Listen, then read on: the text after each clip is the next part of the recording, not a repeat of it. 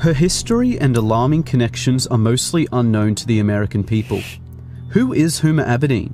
What do we know about Hillary Clinton's #1 aide and sidekick for 20 years? Hillary spoke at Huma's wedding saying, "If I had a second daughter, it would be Huma." This presidential election decides who gets to run the most powerful country on earth, so it is obviously very important to understand the facts about Huma Abedin, as she may very soon become Chief of Staff in the White House. I'll be simplifying an intricate web of people, organizations, and events that unraveled over many years. All of this information and more is available online for anyone who has access to Google. Anyway, here is an unbelievable story of infiltration, unfolding before our eyes, and the most important aspect of this election that you definitely won't see on CNN. There are 4 main players in this: Hillary Clinton, Huma Abedin, Abdullah Omar Nassif, and Saudi Arabia. Huma was born in the USA. Then when she was 2 years old, her family moved to Saudi Arabia. They lived in Saudi Arabia for 16 years. Huma returned to the USA when she was 18 to study at George Washington University. Only after 2 years in the country, she became an intern for Hillary Clinton, and soon after started working full-time. Also in 1996, Huma was working at her family business, a journal by the Institute of Muslim Minority Affairs. The Abedin's family business is owned by the Muslim World League, Saudi Arabia's global organization that promotes violent Wahhabi Islam. They even share an office at 46 Goodge Street, London. Saliha Abedin, Huma's mother, and Hassan Abedin, Huma's brother, currently work there still. Abdullah Omar Nassif is one of the founders of the Muslim World League and served as vice president of the Saudi Kingdom Shura Council. He created Huma's family business along with her father. He also funded Al-Qaeda and Osama bin Laden, as did Saudi Arabia, for many years. His organization was declared guilty of funding Al-Qaeda terrorism by the USA State Department. During the Holy Land Foundation trial in 2001, the FBI discovered that the Muslim Brotherhood gave over $12 million to Hamas, the terrorist organization.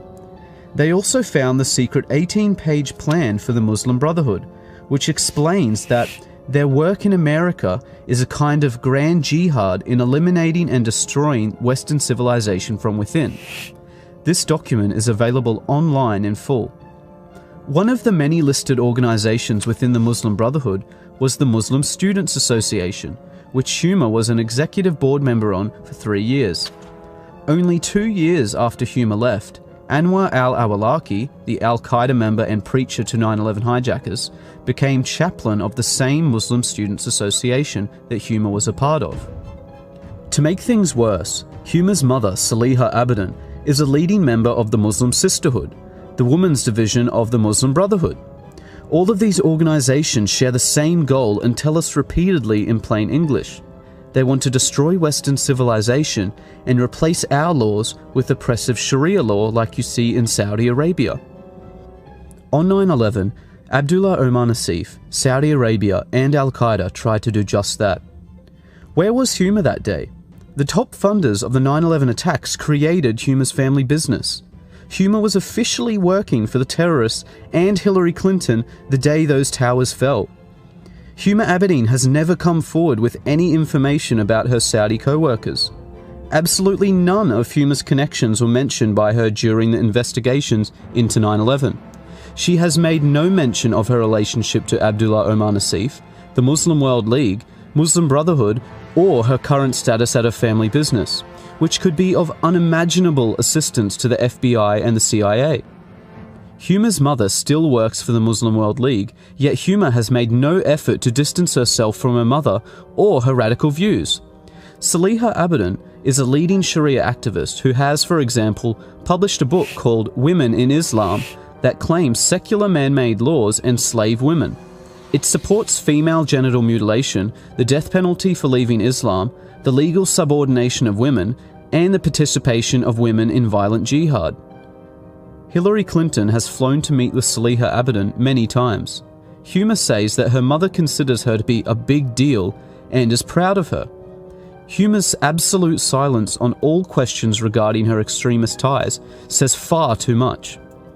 How can someone with such close links to terrorism be allowed access to our top-secret information and have security clearances? Especially since it was found that Huma was accessing Hillary Clinton's emails and physical documents. The Clinton Foundation received over $25 million from Saudi Arabia, and they also funded 20% of her election campaign. Saudi Arabia's massive influence on the Clintons and Obama administration has not gone unnoticed.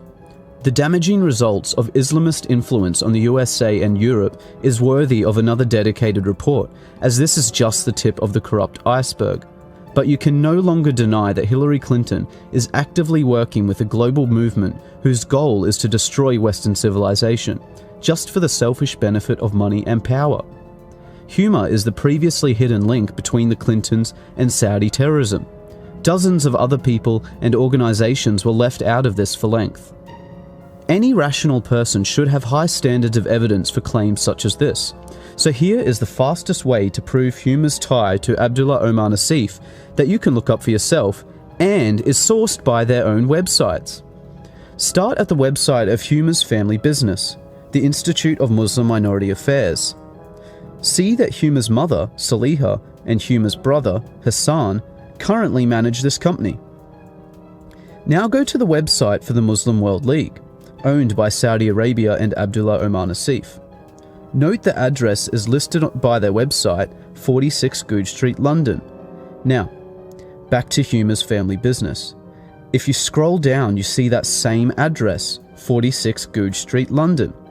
Clearly anyone can prove in seconds that Huma's family business is owned by Saudi Arabian terrorists.